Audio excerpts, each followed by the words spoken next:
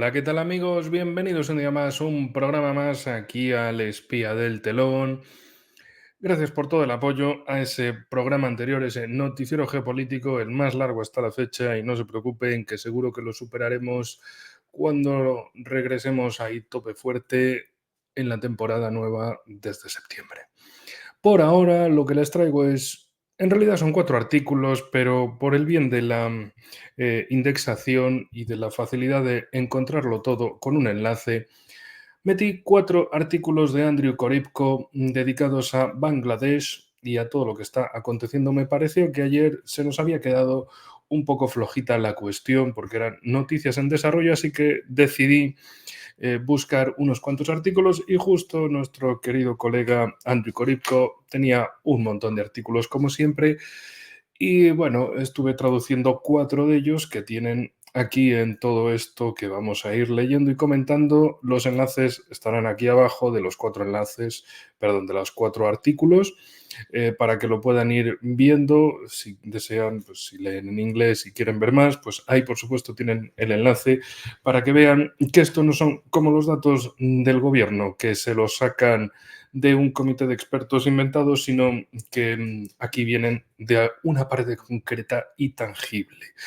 Así que vamos con esta cuestión de Bangladesh, que también, si me permiten un momentito antes de eso, básicamente vamos a poner aquí el mapa para que ustedes puedan ver exactamente a qué nos referimos con Bangladesh. Es este país que no es el más grande de Asia, pero tiene 150 millones de habitantes. Es un país, em, desde el punto de vista demográfico, es un gigante, en comparación también, desde luego, con países europeos o países americanos, quitando Estados Unidos y Brasil.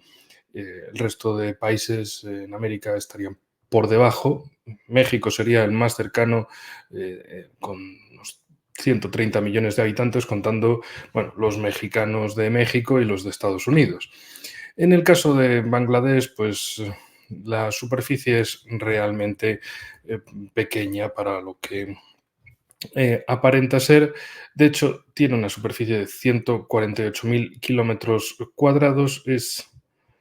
En fin, es un país muy pequeño, muy densamente poblado y también, por cierto, es un país, perdón, mire, estaba viendo las estimaciones de población actual de Bangladesh, es de 172 millones de habitantes, una superficie de 148.000 kilómetros cuadrados que la pone a la altura de Túnez. Básicamente, Túnez es un país un poquito más grande, 20.000 kilómetros cuadrados más grande. Incluso Surinam es un país más grande, 163.000 kilómetros cuadrados. Uruguay, 176.000 kilómetros cuadrados. Si nos están escuchando desde Uruguay, ese país tan lindo, tan bonito, de buen mate, de buen asado, de buenos paisajes, imagínense que en vez de 3 millones de personas, como tienen aproximadamente ahora, tuvieran, ya no digo 172 millones, digo simplemente la misma población de Argentina, unos 40 millones en su país. Bueno, Bangladesh, imagínense la dimensión que tiene. Em, de hecho, estaba viendo por aquí, Nicaragua tiene 130.000 kilómetros cuadrados, Bangladesh, recuerden, 148.000, y Nicaragua también es un país de bastante poca población en comparación con apenas 7 millones casi de habitantes. Bueno, Bangladesh es que es en definitiva una cosa descomunal, absolutamente descomunal de población. Recuerden que Pakistán tiene más de 220 millones de habitantes y el caso de la India, 1.400 millones de habitantes.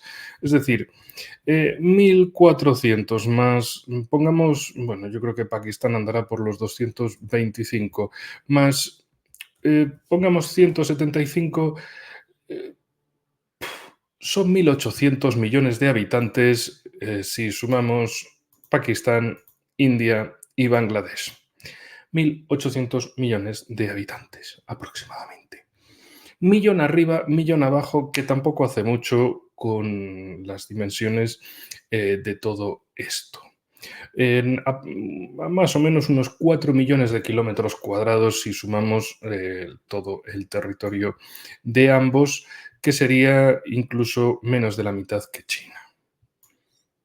Em, imagínense, imagínense la cuestión, la gigantesca cantidad de población que hay. Bueno, esto simplemente es para que tengan en cuenta de qué clase de país estamos hablando y de, bueno, de básicamente lo que, lo que se puede desarrollar en un país, pues básicamente que tiene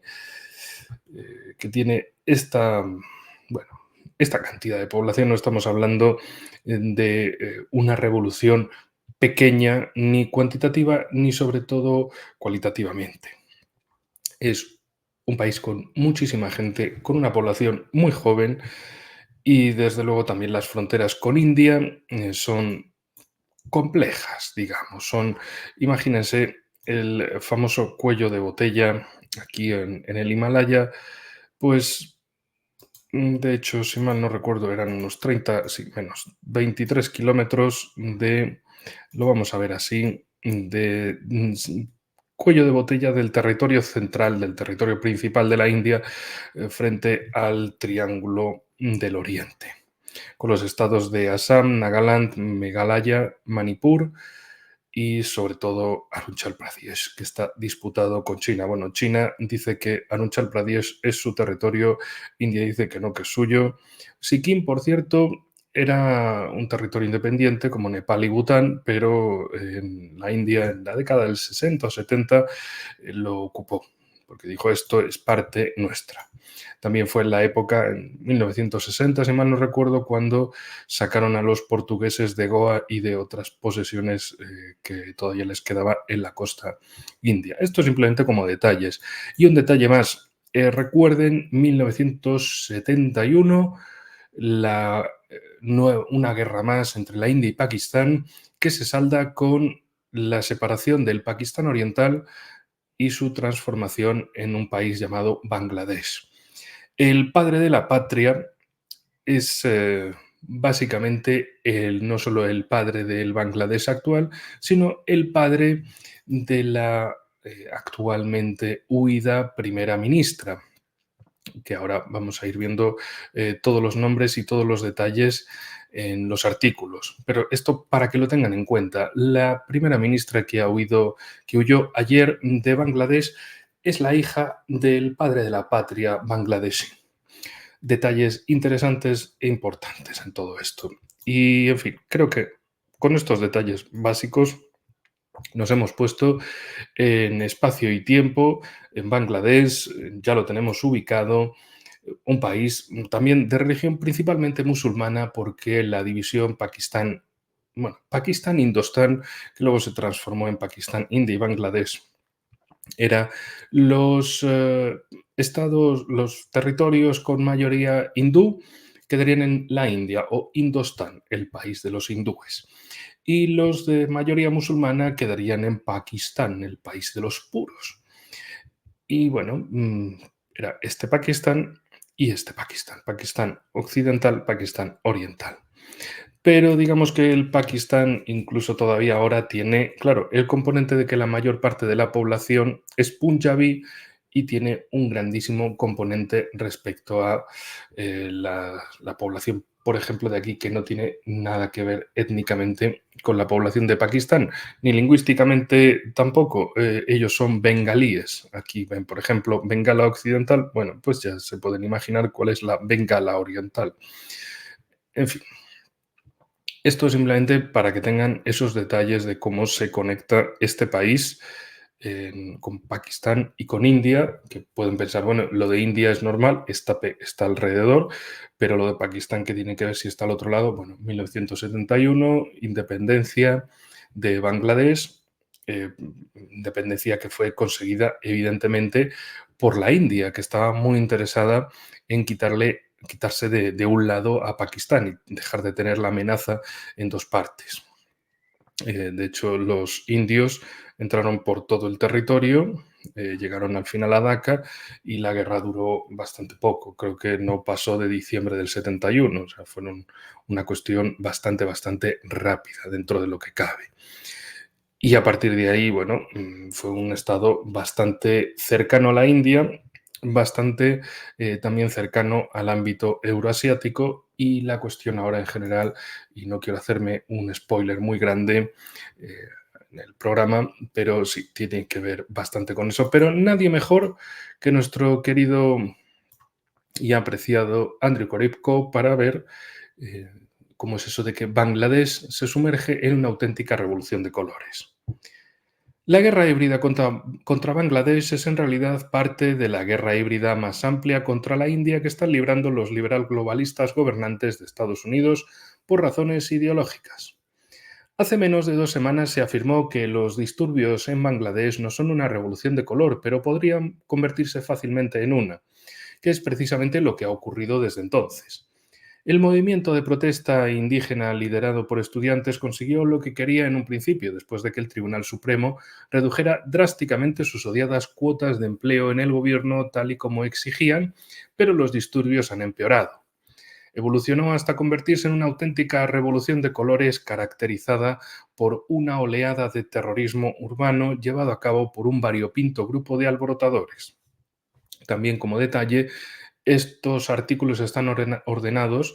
El primero es el más lejano en el tiempo, es de hace un par de días, y el último es de hoy, exactamente. Bueno, los dos últimos en realidad son de hoy, del 6 de agosto, para que se hagan una idea de también la evolución cronológica del asunto. Bueno, algunos estudiantes siguen implicados en el movimiento que crearon a principios de junio, después de que los tribunales restablecieran el mencionado sistema de cuotas tras un paréntesis de varios años, que finalmente fue recortado como se ha descrito anteriormente, pero ahora también implican a miembros radicales de la oposición y a delincuentes. Su última exigencia es la dimisión de la recién elegida primera ministra Sheikh Hasina, que cumple un histórico cuarto mandato consecutivo tras las elecciones de enero. Sheikh Hasina, recuerden, es la hija del padre de la patria bangladesí. Bueno, y el analista indio Surya Kanegaonkar resumió la secuencia de acontecimientos en un tuit informativo publicado el pasado domingo, que coincide con la visión mencionada en el análisis hipervinculado en la introducción, pero también la amplía añadiendo más detalles sobre el modus operandi de Estados Unidos. También remitió a la gente a un artículo de Aya Surrana del mismo día titulado Voces falsas alimentan la furia real, los motivos ulteriores de las entidades extranjeras en las protestas de los estudiantes de Bangladesh, que merece la pena leer junto con su tuit. Por cierto, bueno, seguimos mejor. Lo esencial es que una combinación de sanciones contra el partido gobernante, personas influyentes en las redes sociales conectadas con la oposición radical, bots, noticias falsas y activistas locales cultivados en Occidente fueron utilizados como armas para castigar a Hasina por su política exterior y avanzar en el objetivo de crear un Estado cristiano sustituto. Esto último es poco probable debido a la capacidad de resistencia de los servicios de seguridad y de su Estado, pero esto no significa que Estados Unidos no intente poner en práctica su proyecto geopolítico en la coyuntura estratégica del sur y el sudeste asiáticos. A medida que continúe la violencia, es probable que se impongan más sanciones selectivas contra el partido gobernante, que podrían llegar a ser también sectoriales si Estados Unidos decide utilizar como arma su importación a gran escala de productos textiles bangladesíes para provocar una crisis económica con el fin de radicalizar aún más a miembros de la sociedad contra el gobierno. También existe la posibilidad de que la oposición radical recurra a ataques terroristas tradicionales como atentados con bomba para maximizar el caos en medio de su actual oleada de terrorismo urbano en las calles contra la policía y los hindúes.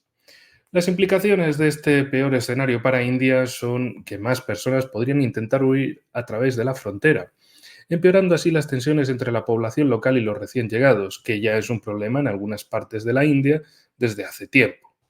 Además, con el protagonismo mediático mundial de este aspecto humanitario de la crisis bangladesí, podría servir para desprestigiar aún más la reputación de la India en Occidente, complementando así los esfuerzos existentes impulsados por el escándalo del asesinato especulativo del año pasado.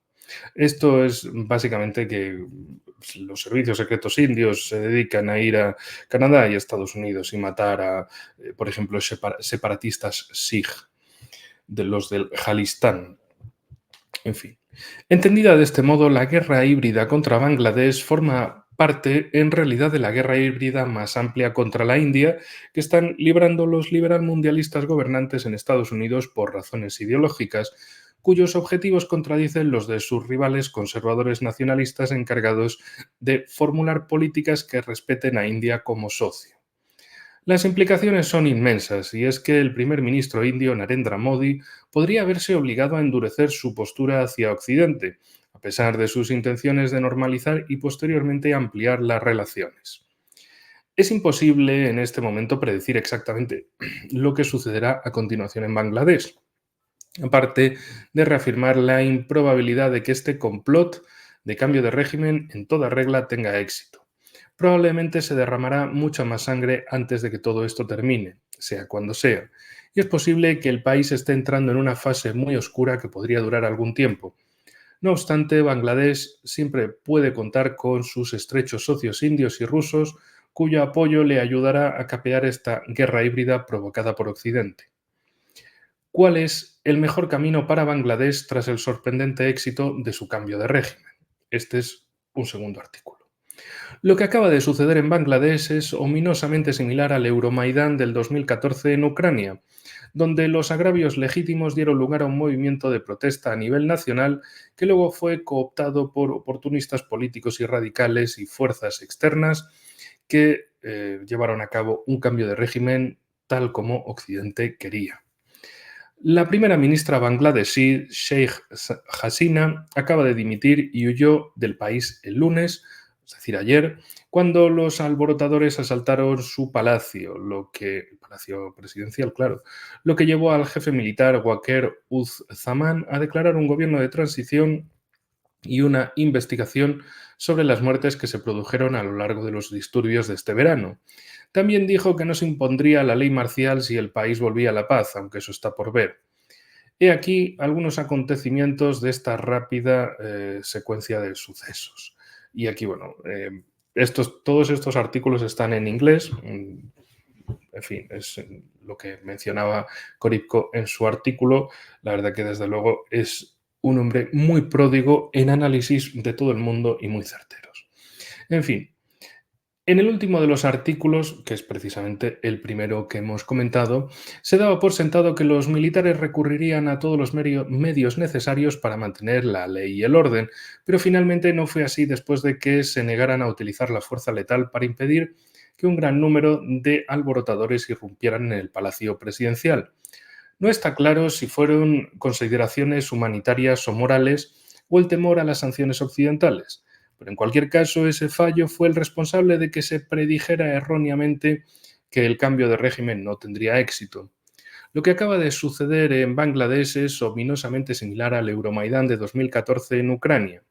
Este es el párrafo repetido de la inicial del artículo, que ya, pues, en fin, hubo agravios legítimos, pero ese movimiento fue cooptado por fuerzas, por oportunistas, políticos y radicales y elementos externos con lo que llevar el cambio de régimen según los planes occidentales.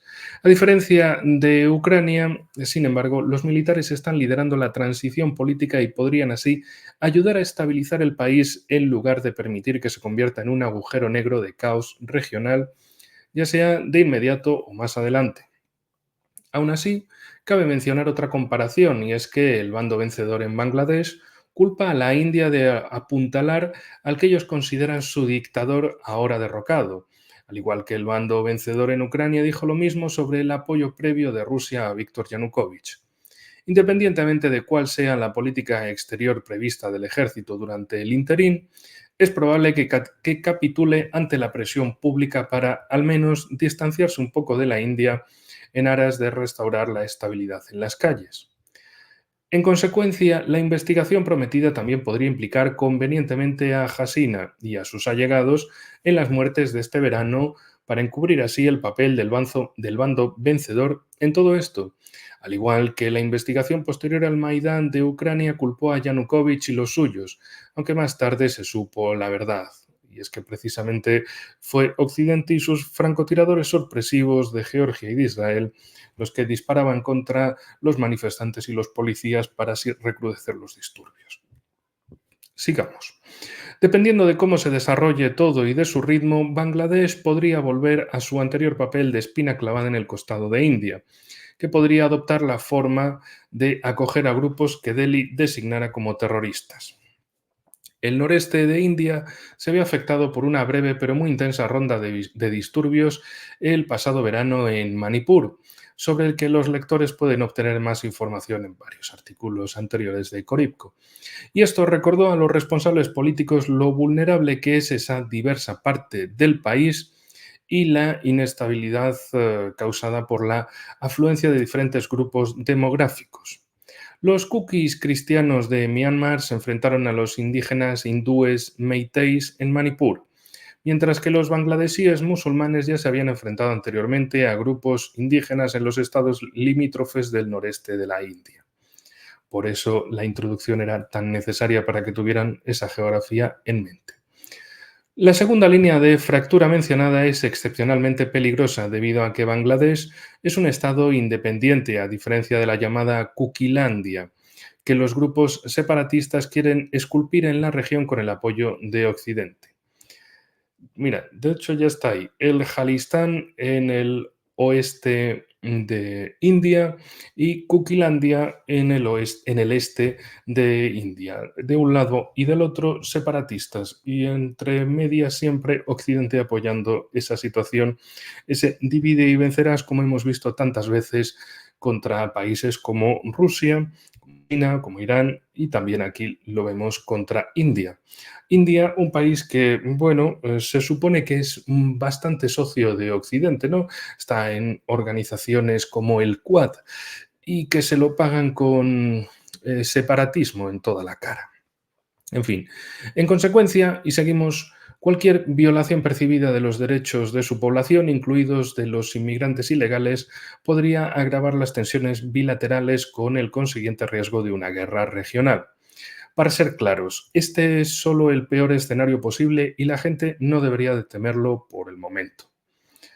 No obstante, cualquier movimiento en esa dirección podría provocar una grave crisis de seguridad para India que Estados Unidos y China podrían aprovechar de distintas formas. El primero, mediante el apoyo a las Fuerzas Armadas y a grupos no estatales potencialmente afiliados y activos en India. Y el segundo, mediante una posible base. Después de todo, si Bangladesh llega a temer a India o al menos fabrica artificialmente tal percepción, se deduce de forma natural que podría intentar equilibrar a India ampliando notablemente los lazos militares con China. La mejor manera de avanzar sería que la situación interna se estabilizara y que Bangladesh mantuviera las políticas favorables a India de su gobierno anterior, aunque esto es poco probable que, en fin, se materialice por las razones que se han explicado. La segunda mejor posibilidad es que se enfríen los lazos con India, pero que no se produzca una desconfianza mutua de Estado a Estado. Y por último, el peor escenario posible es que las relaciones se deterioren, tras lo cual Estados Unidos y China lo aprovechen a su manera para ejercer presión sobre India de forma coordinada o no. La violencia política tras el golpe de Estado en Bangladesh es un mal presagio para su futura dirección. Y aquí entramos en el tercer de los artículos. Aparte de la violencia política retributiva y de los ataques contra la minoría hindú, los alborotadores también atacaron símbolos y lugares asociados al padre de la nación que llevó a Bangladesh a la independencia, lo que envía un mensaje escalofriante sobre lo que tienen en mente para el futuro del país. De hecho, Sheikh Hasina, primera ministra, la que se ha ido, y Sheikh Mujibur Rahman es ese famoso padre de la patria, para que lo tengan ya en mente. Y esos nombres los tengan ahí, que a base de repetir se le acuerde. O por lo menos sepan en qué parte buscar para recordarlos. Bueno, la dimisión del lunes de la primera ministra bangladesí, Sheikh Hasina, y la sustitución de su gobierno por una administración provisional dirigida por militares fue seguida de una oleada de violencia política. Se tomó el Parlamento, se asaltó el Palacio de Hasina y se saquearon algunas oficinas del antiguo partido gobernante y las casas de sus miembros y se atacó a la minoría hindú. A pesar de ser lamentable, la violencia política retributiva y el ataque a las minorías son previsibles en situaciones, entre comillas, revolucionarias. Lo que pocos podían prever, sin embargo, es que también se atacaran símbolos del Sheikh Mujibur Rahman, conocido como Bangabandhu y venerado como padre de la nación. Esto incluyó actos vandálicos contra sus estatuas y murales, así como la quema de su museo conmemorativo en la capital, que solía ser su hogar y desde donde declaró la independencia de Bangladesh. Aunque era el padre de Hasina, no es el culpable de los crímenes de los que la acusan los llamados manifestantes pacíficos pro democracia. Y si ven esto en algún sitio, ya saben que se viene un golpe de Estado. Algunos le odiaban por su laicismo y su alineación no occidental, lo que explica su asesinato en 1975 y el golpe militar que le siguió. Pero gran parte de esa ira ha pasado ya, pues la mayoría de la población ni siquiera había nacido en ese entonces y por tanto no tiene ningún recuerdo personal de él. Independientemente de la opinión que cualquier bangladesí pueda tener sobre su política, Bangabandhu sigue siendo el padre de la nación y atacar sus símbolos durante los últimos disturbios es un mal presagio para el futuro de Bangladesh. Solo los extremistas religiosos y políticos atacarían sus símbolos, lo que desacredita las afirmaciones de que los participantes son manifestantes pacíficos en favor de la democracia y da crédito a las de Hasina de que en realidad son fuerzas radicales contrarias al Estado. Lo ocurrido tiene todas las características del Partido Nacionalista de Bangladesh, o BNP, por sus siglas en inglés, y sus aliados. Se les ha acusado de retozar con extremistas religiosos y de ser radicales políticos, afirmaciones que no carecen de fundamento. El fundador del partido, Ziaur Rahman, aplicó políticas islamistas al llegar al poder 2 años después del asesinato de Bangabandhu, el padre de la patria, y luego pivotó hacia Occidente, incluidos sus entonces socios árabes y chinos. La rivalidad entre el BNP, el Partido Nacionalista de Bangladesh, y la Liga Awami, o AL en inglés, de Bangabandhu, se ha mantenido constante desde entonces, al igual que la amenaza que supone el movimiento Jamaat-e-Islami, polémico desde el punto de vista legal y formado por leales a Pakistán, que más tarde se alinearon con el BNP debido a sus políticas islamistas. Es decir, que hasta aquí ya se pueden hacer una idea geopolítica del asunto.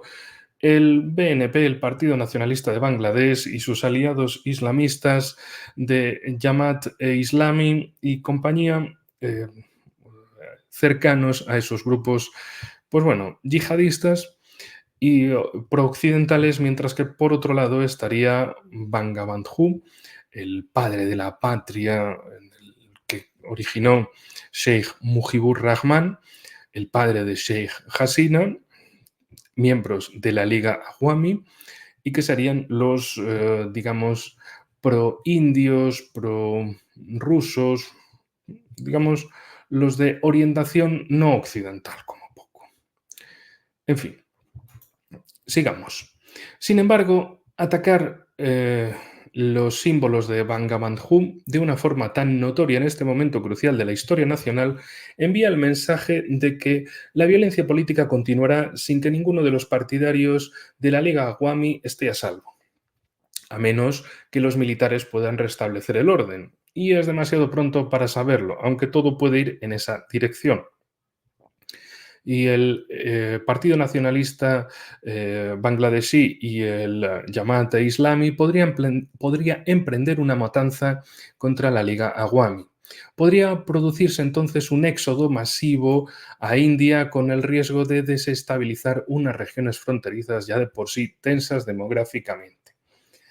Por eso la introducción tan larga de este vídeo para hablarles de la población, la ubicación, la situación de Bangladesh, características geopolíticas del país y geográficas, para que tengan en cuenta de qué país estamos hablando, de qué cantidad de población y quién tiene a su alrededor. 175 millones de habitantes. Imagínense que se produce un éxodo. Si lo de el éxodo de otros países donde se pueden encontrar 7 millones de personas fuera de ese país, imagínense lo que puede suceder en un país más pequeño que Uruguay y con una población de 175 millones de habitantes, y aquí se ponen a pegar tiros como locos. En fin. Incluso si ese oscuro escenario no se materializa, está claro que los soldados de a pie del Partido Nacionalista Indio y del Jamaat-e-Islami no estarán contentos hasta que su país borre el legado de laicismo y alineamiento con India de la Liga Awami. Al fin y al cabo, esto es precisamente lo que representa Bangabandhu, por lo que atacar sus símbolos transmite su odio hacia esas políticas e implica que cierto nivel de malestar podría continuar mientras sigan en vigor.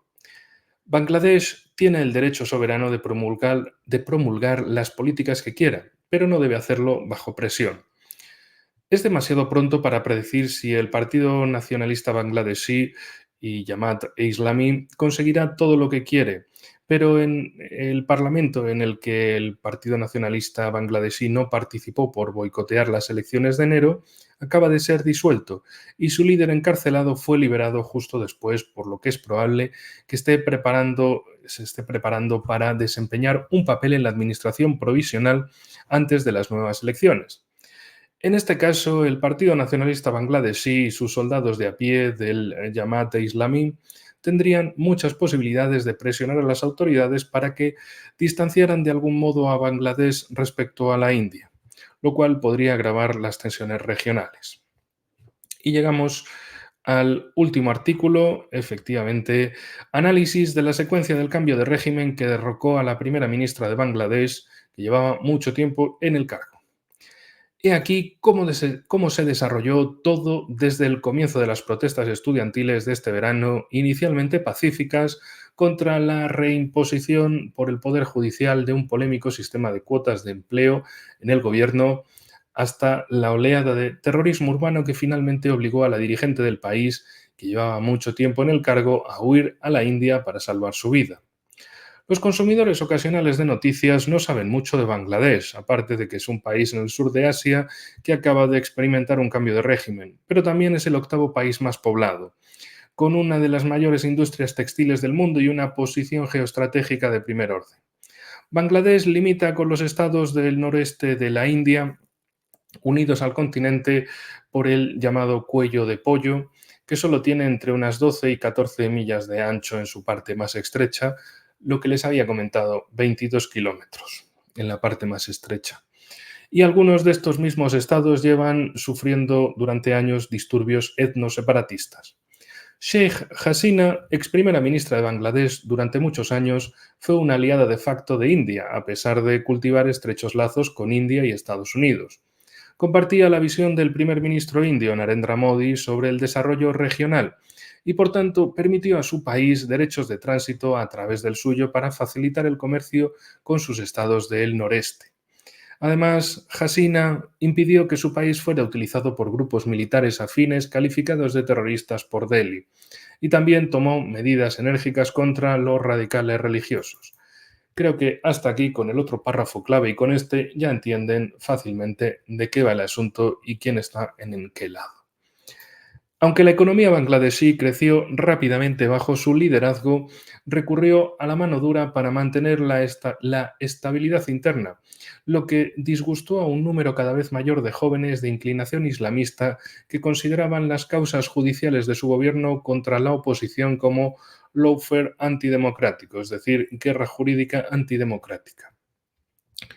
Las controvertidas tácticas de los servicios de seguridad agravaron inadvertidamente la disidencia interna y, en última instancia, provocaron sanciones selectivas por parte de Estados Unidos, que ya empezaba a estar descontento con su equilibrio multipolar. En los últimos 14 meses han empeorado sus lazos con Estados Unidos después de que en abril de 2023 acusara a este país de fomentar un cambio de régimen en su contra y de que en noviembre Rusia expresara su preocupación por la posibilidad de que se orquestara una revolución de colores durante las elecciones de enero de 2024 que la oposición boicoteó. Hace menos de 3 meses, Hasina insinuó con rotundidad que Estados Unidos era el país occidental al que acusaba de conspirar para crear un Estado cristiano intermediario en la región, después de que ella rechazara su petición de una base naval. Poco después, el Tribunal Superior restableció a finales de junio el polémico sistema de cuotas de empleo del gobierno que había sido declarado ilegal en 2018, lo que sirvió de detonante para que un amplio sector de la población se movilizara en las calles contra esta decisión.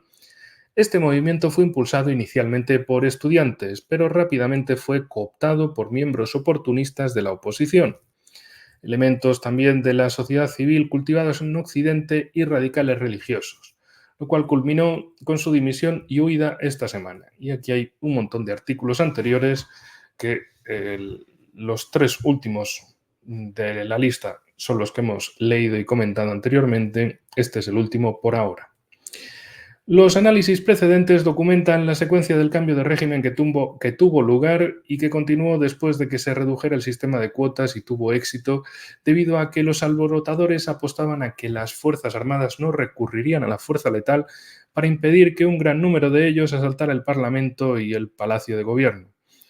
También participaron en ellos bangladesíes de a pie sin relación con la oposición, así como radicales religiosos y fuerzas extranjeras, enfurecidos por las imágenes descontextualizadas de la violencia del Estado contra los, entre comillas, manifestantes. Esta táctica es característica de las revoluciones de colores y fue empleada por los violentos alborotadores, que muchos sospechan que son aliados prohibidos del opositor Partido Nacionalista de Bangladesh, el BNP, de Jamaat-e-Islami, provocando a los servicios de seguridad para que utilizaran la fuerza letal como último recurso con el que restablecer la seguridad en las calles. Las personas que se sumaron a los disturbios tras ver estas imágenes se convirtieron en escudos humanos involuntarios para disuadir a los servicios de seguridad de repetir los medios antes mencionados por miedo a matar a manifestantes pacíficos. ¿De qué me suena esto? Seguro que a ustedes también les suena de esto, yo lo he visto en una situación anterior. Aunque se prohibieron las redes sociales y se impuso el toque de queda, muchos siguieron viendo esas imágenes y un número incontrolable de ciudadanos enfurecidos se echó a la calle, lo que obligó a los servicios de seguridad a enfrentarse al dilema que acabamos de describir y les obligó a retirarse. Hasina huyó cuando quedó claro que no podía contar con los servicios de seguridad para protegerla y mantener el gobierno que dirigía.